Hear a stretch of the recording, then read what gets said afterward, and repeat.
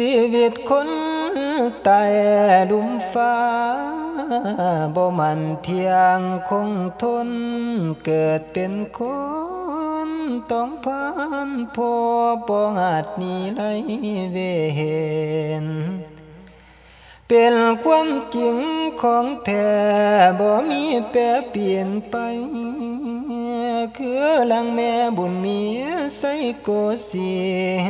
ผู้ที่เป็นดังดวงใจของลูกหลานญาติพี่น้องได้ไปแล้วบ่ไหวคืนในมื้อนี้พวกลูกหลานในสะอื่นนาไหลยิ่งลำพันห่างเกียรติเห็นเด้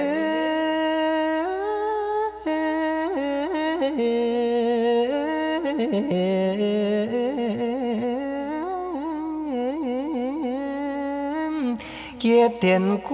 นมันดาดอกแมวผู้เพียรดีเฮียงชีวิตตอนแต่ยังน้อยแม่หักเป็นกำพร้อ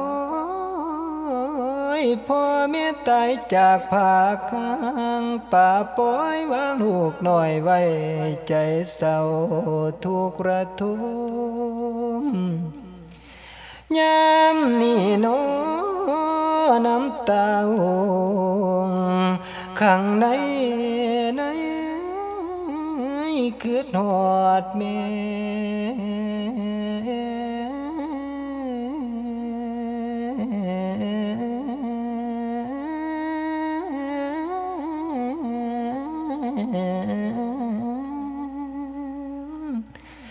หลายวัน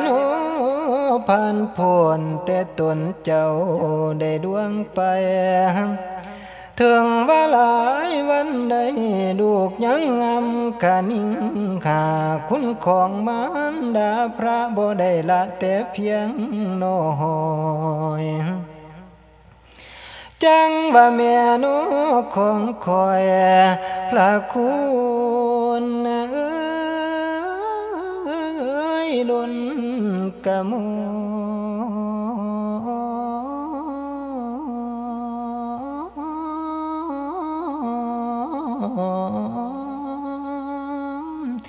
จอมพระคุณอยู่เก่าลูกเต้ายังคืดหาถึงตอนนี้เจ้าไปอยู่ฝากฟ้าที่พาโลกถึง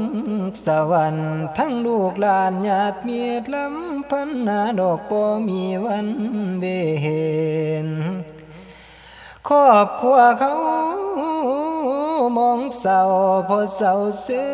ลมคนพวกลูกหลานหมู่สู่คนคิดฮอดอยู่บ่แล้วคะนิ่งเศร้าได้โศกเหงาคุณแม่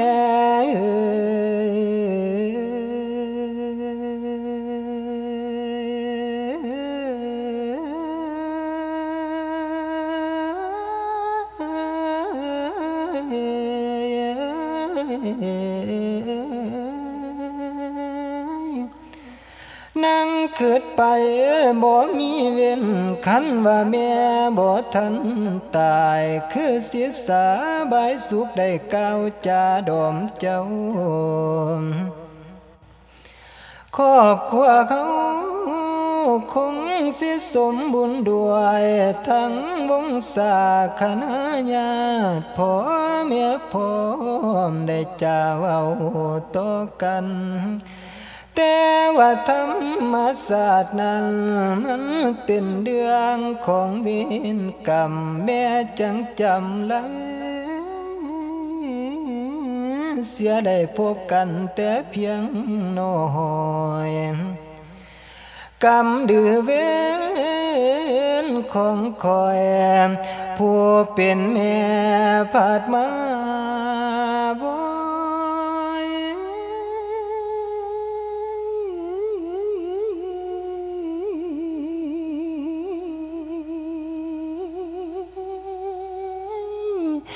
มาบ่ได้เอื้อนสั่ง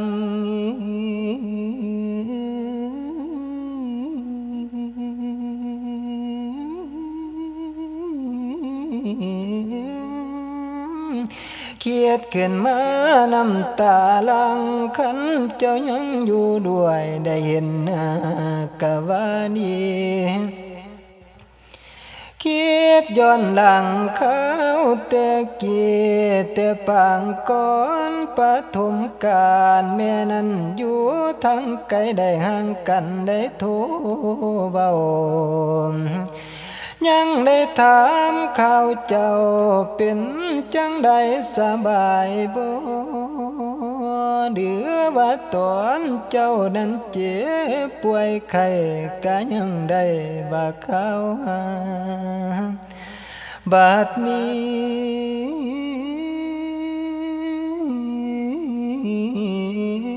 ้แม่ไปอยู่ฝากฟ้า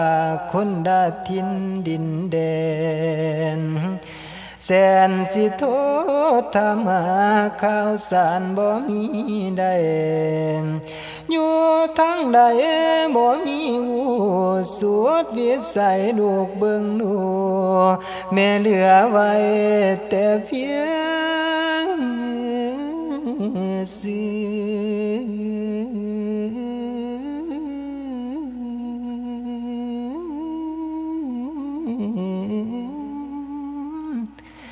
แต่ว่าความจดจื้อภาพความดังได้นั่งจ้องมองเจ้าเล่าคิดหา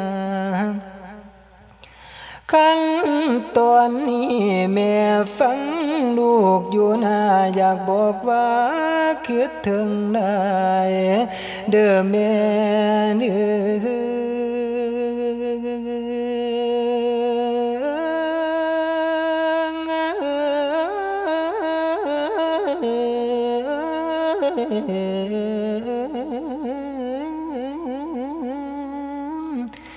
แม่นสิกายไปจากปีลูกบ่มีสิลืมได้เห็นอ่านว่าคุณมันดาไทยยัง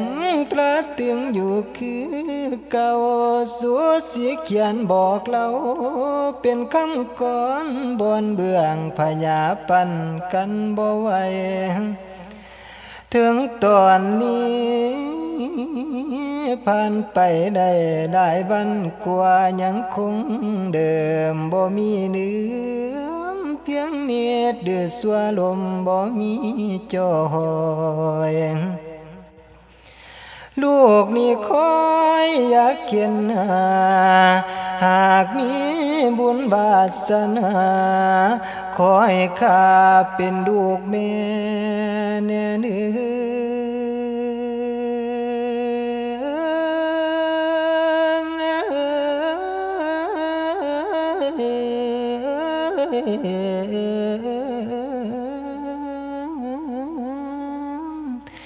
ให้เจ้าอยู่ยืนโนอย่าได้เจ็บโนป่วยไข้คือศาสตร์ได้ผ่านมาให้ห่างมีจนล้นฟ้าอย่าให้ห่างทำงานไก่บุตรีบุตรได้ตอบแทนพระคุณทหารแม่นบ่พอสิหมดเกียงได้ตอบแทนกะเคยแน่แต่นี่แม่มาละดอกดวงเสียนก่อนสิได้ตอบพระคุณโอ้ว่าแสนเสียดายแม่มาตายเศร้าสลด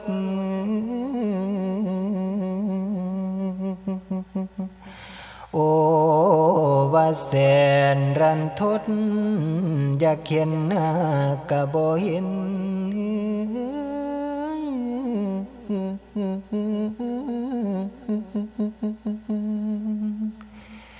ในตอนนี้ชีวิตแสนดำเข็นกำเดือเวนที่ก่อสร้างแต่ปางใด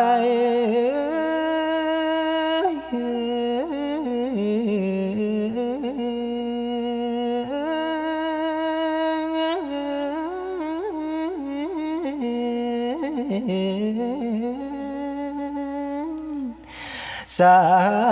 ธุเด้อ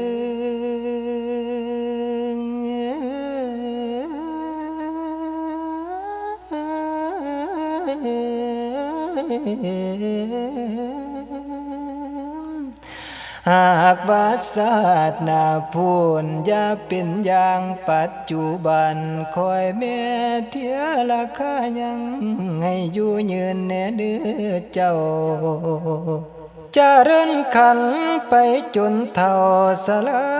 การได้ตบค่าคุณบิดามารดาทั้งสองผมห่มไม่โพใส่แก้วได้ห่มเย็นก่อนเสียในเด็กเวียนพักพรทางก่อนขอพรนำยินทาเทพเทวดาเจ้าโหมให้เอาสารของลาของลูกหลานไปบอกข่าวแม่แน่เนื้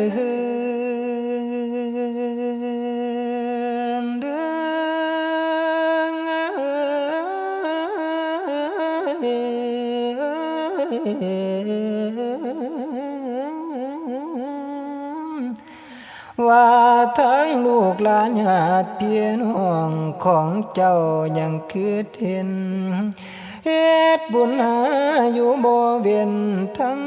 ตักบาตรแด่จังหันอุทิศหาสารพัดบ่ได้ลืมพอดีเห็นแม้นเจ้ามีความม่อนแนวใดๆเย็นสุ่มเด้อแม่เด้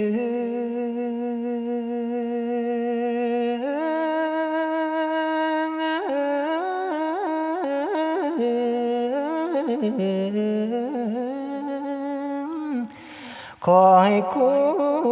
ณพระคุมกุศลอยู่สู่สวรรค์จงไปเนาอยู่สันเทียบพางอาจวิมานแม้นอยู่ถึงแดนเทวาอย่าห่วงหาทางไต่ให้สดใสเรื่องเลื่อนอยู่วิมานพุ่นเด้อแม่คอยทาสาดนาพุ่น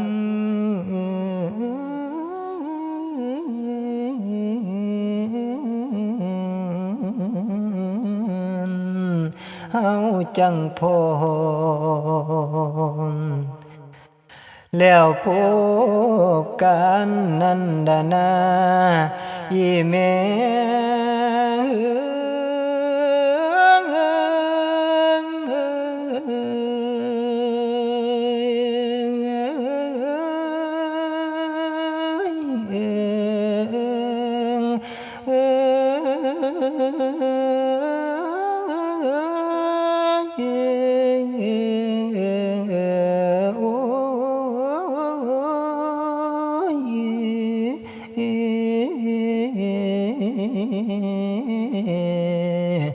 โน